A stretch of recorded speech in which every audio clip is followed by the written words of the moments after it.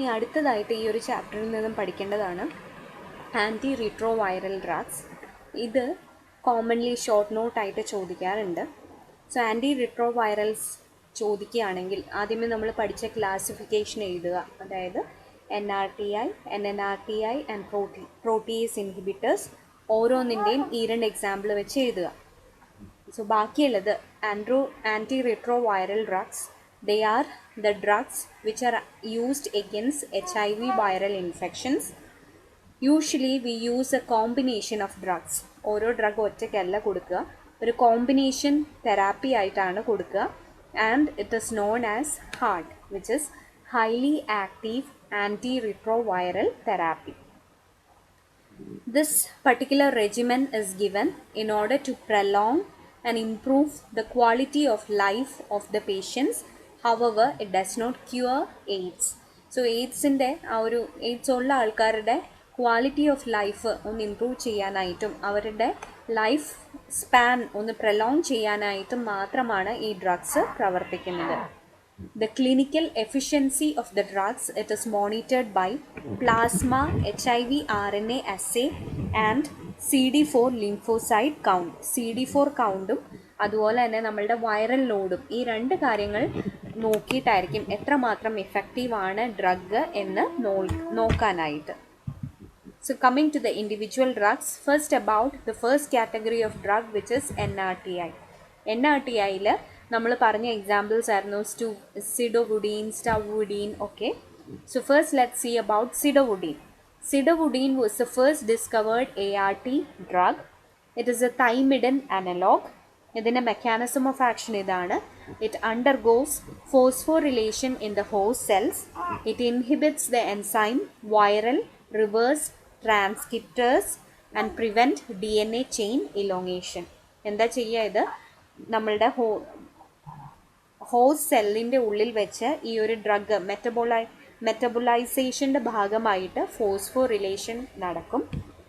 ആ ഒരു phosphorylated component അല്ലെങ്കിൽ ആ ഒരു മെറ്റബോളായിട്ട് നമ്മളുടെ വൈറൽ എൻസൈമായ റിവേഴ്സ് ട്രാൻസ്ക്രിപ്റ്റേസിനെ ഇൻഹിബിറ്റ് ചെയ്യും and thereby prevents the DNA chain elongation leading to the death of the virus. Clear ആയി എന്ന് തോന്നുന്നു. Zidovudine, it undergoes phosphorylation in the host cells. This phosphorylated metabolite of sidovudine, it inhibits the enzyme viral reverse transcriptase.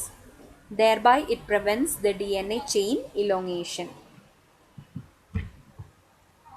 About the pharmacokinetics of the drug. The drug is given orally. The oral absorption is very rapid. Bioavailability of the drug is however only 65%. So 65% of the drug അത് മാത്രമേ നമ്മൾക്ക് യൂസിന് ബ്ലഡിൽ available ആവുള്ളൂ. The plasma half-life of the drug is about 1 hour. It is excreted in urine. CSF level, that is about 50% of the plasma level. So blood concentration നേർ പകുതി മാത്രമേ CSFൽ ഉണ്ടാവുള്ളൂ. It also crosses the placental barrier and it is excreted in breast milk. Coming to the adverse effects of sidovudine.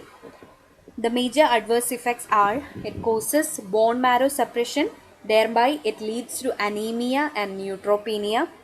There can be myelosuppression which may result in other infections, nausea, anorexia, abdominal pain, headache, insomnia and myalgia, myopathy, lactic acidosis, hepatomegaly, convulsions and encephalopathy. So these are the adverse effects. There can be bone marrow suppression, myelosuppression, GI complications like nausea, vomiting, anorexia, abdominal pain. There can be headache, insomnia, muscle aches. There can be myopathy, lactic acidosis, hepatomegaly, convulsions and encephalopathy.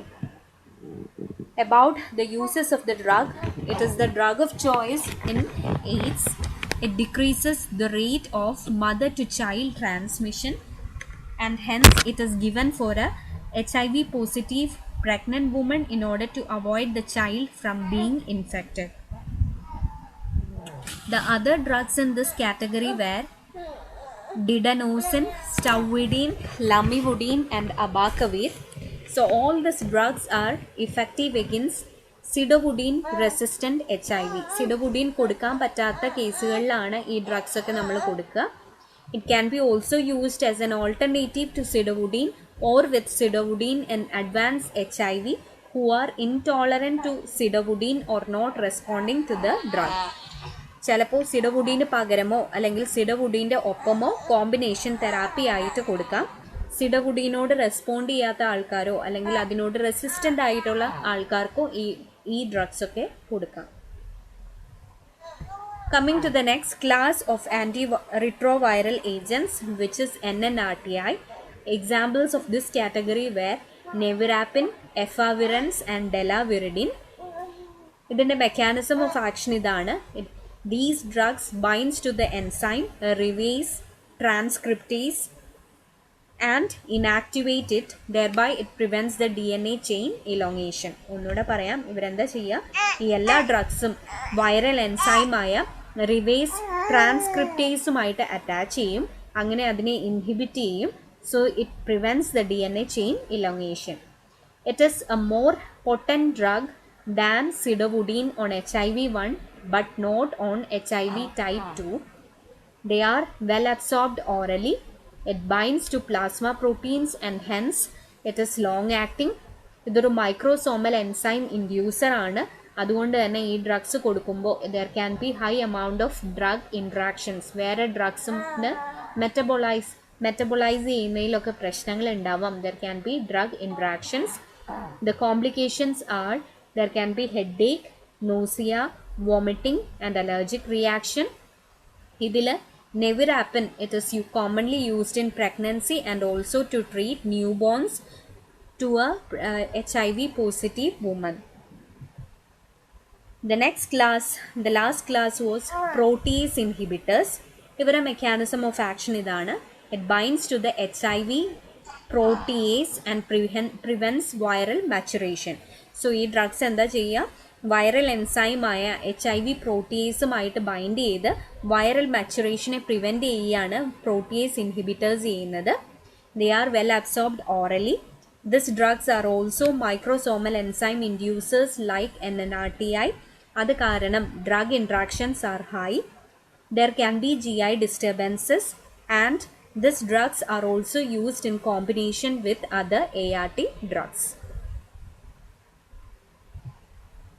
Coming to HAART regimen. ഇതൊന്ന് എഴുതിയെടുക്കുക, ടെക്സ്റ്റിൽ നോക്കുക, ടെക്സ്റ്റിലില്ലെങ്കിൽ ഇതൊന്ന് എഴുതിയെടുക്കുക, ഇല്ലെന്നാണ് എൻ്റെ വിശ്വാസം. So the preferred HAART regimen are a combination of 2 NRTI plus 1 NNRTI. One of the example is sidovudine plus lamivudine plus efavirenz. The other preferred regimen is 2 NRTI plus 1 protease inhibitor. One of the example is sidovudine plus lamivudine plus lopinavir. There can be alternative regimens like 2 NRTI plus 1 NNRTI. Example sidovudine plus lamivudine plus nevirapine. 2 NRTI plus 1 protease inhibitor. Example lamivudine, sidovudine and indinavir. Or 3 NRTI. Example lamivudine, sidovudine and abacavir. So ഈ ഒരു regimen മസ്റ്റായിട്ടും കാണാതെ പഠിക്കേണ്ടതാണ്. Example വെച്ചിട്ട് ART ഡ്രഗാണ് ചോദിക്കുന്നതെങ്കിൽ HAART regimen എഴുതേണ്ടത് മസ്റ്റാണ്. Post exposure prophylaxis. So health care workers, if they are exposed to HIV infected blood, they have to be given post exposure prophylaxis. And we will see the regimen used in post exposure prophylaxis. ഇത് short നോട്ടായിട്ട് separately ചോദിക്കാറുണ്ട്. ഒന്ന് stress ചെയ്ത് പഠിക്കുക, ടെക്സ്റ്റിൽ എഴുതിയിടുക. അതുപോലെ തന്നെ ഇത് ടെക്സ്റ്റിലില്ല, അതുകൊണ്ടൊന്ന് നോട്ടിൽ എഴുതിയിടാനായിട്ട് ശ്രദ്ധിക്കുക. So health care workers and others who get expose to the risk of HIV infection by needle stick injury or a sharp injury or contact with blood or body fluids of the patients should be given post-exposure prophylaxis. So body fluids or blood, infected blood ആയിട്ട് contact വരുന്ന എല്ലാവർക്കും കൊടുക്കേണ്ട ഒരു കാര്യമാണ് post exposure